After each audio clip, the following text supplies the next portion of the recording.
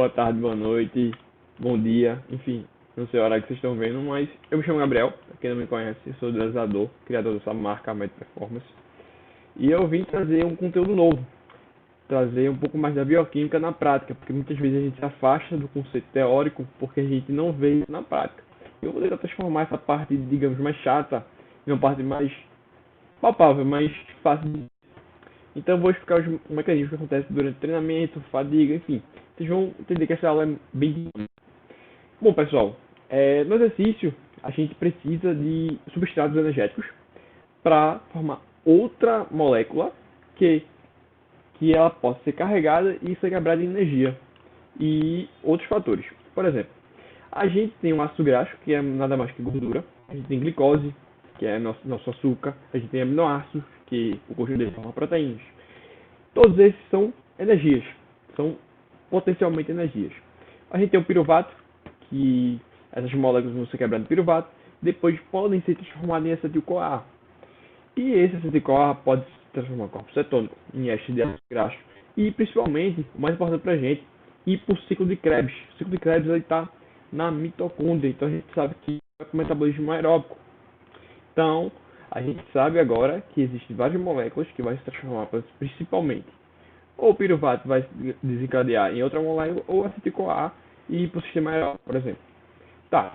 Durante o exercício, pessoal, a gente sabe que a gente tem um estresse, digamos assim, simpático.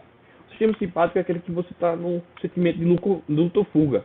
Então, durante o treinamento, você vai sentir um estresse, que esse estresse é benéfico, que você vai ficar no estado de alerta, que nem a gente dizia que nossos ancestrais têm o sentimento de luta-fuga, e isso é necessário, porque ele ativa o sistema de cascata de catecolaminas. Catecolaminas são neurotransmissores, que é formado pela adrenalina e noradrenalina. Aqui eu destaquei a adrenalina, pessoal. A adrenalina ela vai fazer uma reação através da AMP ciclase, AMP cíclico, enfim, quer chamar, que vai transformar uma enzima-chave, que é o PKA, proteína quinase A. Essa proteína quinase A, ela tem dois papéis basicamente importantes. Ela vai inibir a formação de glicogênio durante o exercício. Ou, o que quer dizer isso? Inibir a formação de glicogênio. Se eu não formo glicogênio, eu vou sobrar o quê? A glicose. Então, eu inibo a formação de glicogênio, que é o estoque de energia do nosso corpo, e vou formar a glicose, que a gente usa verdadeiramente a glicose como energia. Porque o glicogênio vai precisar ser transformado em glicose para virar energia e ir para aqueles cascatas que eu mostrei nos slides anteriores. Então, a primeira coisa é que ele inibe a formação de glicogênio. Então, fica mais glicose disponível. Outra coisa durante o exercício é a liberação de cálcio. Veja, o cálcio no retículo endoplasmático é liberado através da contração muscular, porque a gente tem um acoplamento de actina e miosina, e a gente precisa do cálcio, que é liberado, para acontecer essa interação e ocorrer a contração muscular. E ela também forma outra enzima-chave, que é a fosforilase quinase. Por conta redundante, mas enfim, é assim mesmo. E ele vai inibir a formação também de glicogênio, porque ele vai transformar outro tipo de glicogênio, que é glicogênio fosfato, que fica mais fácil de quebrar. Então isso tudo, pessoal, é para deixar mais estoque de glicose, porque a glicose é muito mais fácil de ser quebrada, é menos um processo, porque vai acontecer o glicogênio, formação de glicogênio, depois vou transformar em glicose, então isso demora, e nosso corpo é imediato, eu quero energia toda hora para acontecer o exercício. Aqui é um mecanismo básico que a gente aprende desde o ensino, no terceiro ano do ensino médio, enfim, que é a da insulina. A insulina ele é um hormônio, né, um sinalizador, que vai acontecer a formação de glicogênio. E durante o exercício, principalmente no começo, ou nos primeiros minutos, acontece uma queda de insulina, pessoal. Então, deixa de ter, a gente vai formar mais glicose no sangue, porque a insulina está caindo. E a insulina é o responsável de colocar glicose dentro da célula, certo? Então acontece a inibição de insulina por um tempo, né? Não é todo momento, inibição total. Enfim. É tanto que a gente tem um negócio chamado limiar glicêmico, que a gente calcula para achar o limiar de anaeróbico. Continuando nessa aula, pessoal, a gente sabe que existe uma via chamada aeróbica e anaeróbica. E dentro dessa via, para chegar na via aeróbica, a gente precisa passar de uma via anaeróbica. Por quê? Porque existe uma via chamada glicolítica, a glicose anaeróbica, como alguns livros costumam chamar. Como eu falei, a glicose vai ser quebrada em piruvato.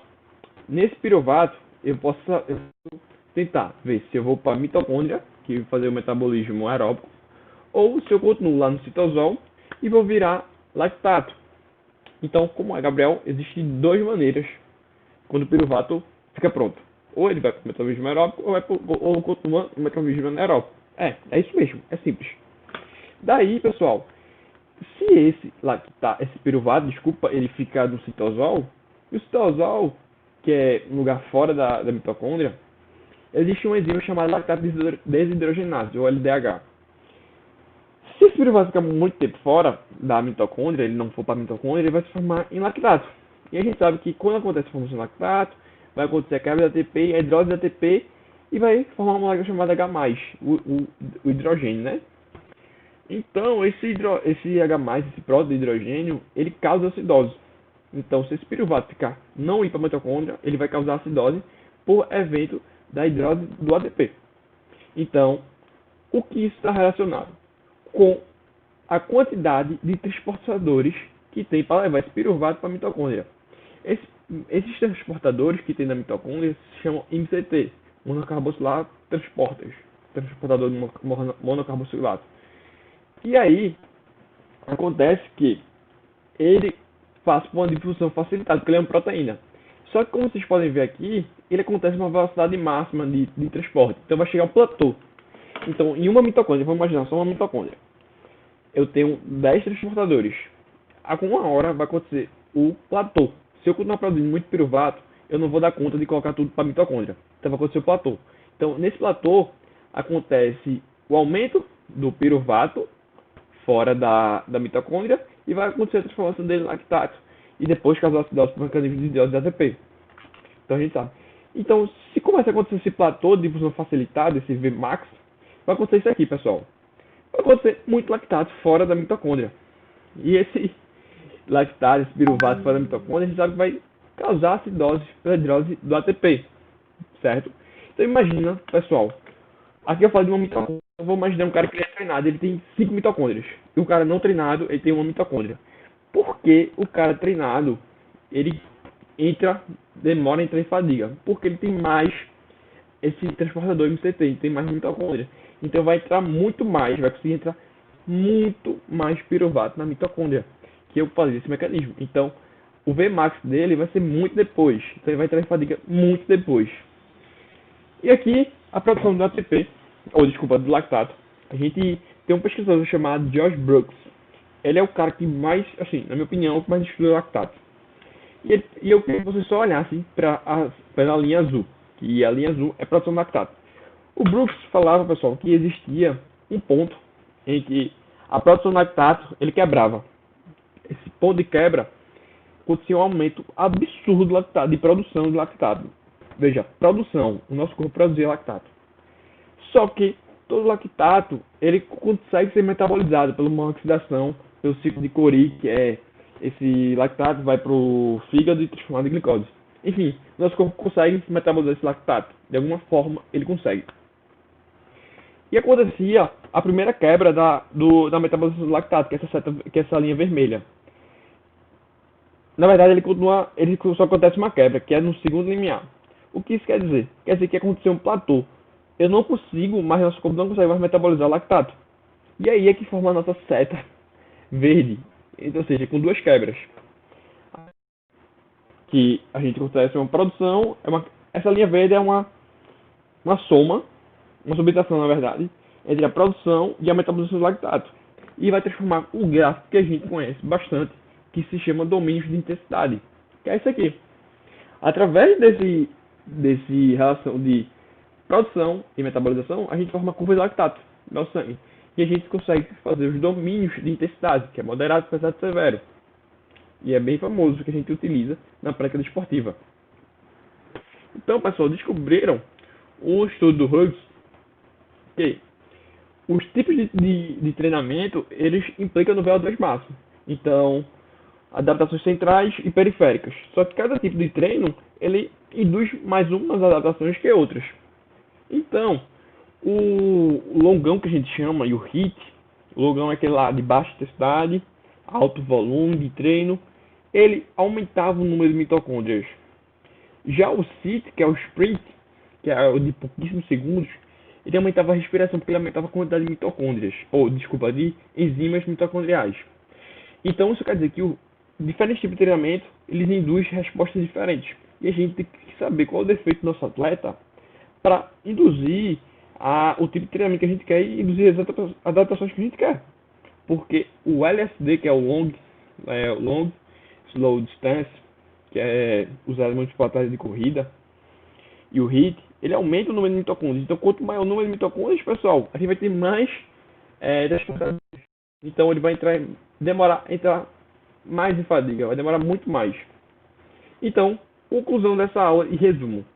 No início da atividade, paramos de sintetizar, armazenar energia e começamos a quebrá-la. É aquele processo que eu falei. Ó, a insulina vai cair, a gente vai quebrar o que a gente tem de glicose e vai parar de formar glicogênio.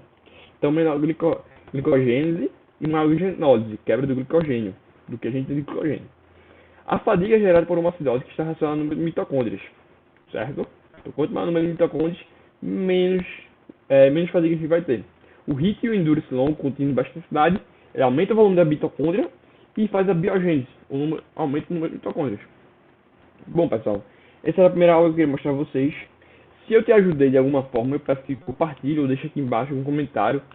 Críticas eu aceito, pode falar qualquer coisa, se é a minha primeira aula, então vai existir defeitos, eu vou melhorando a cada passo. Então, se você gostou, peço que compartilhe com algum amigo no story, enfim. E qualquer crítica aqui embaixo, sem nenhum problema. Então, obrigado pessoal, e vamos seguir firme nessa luta.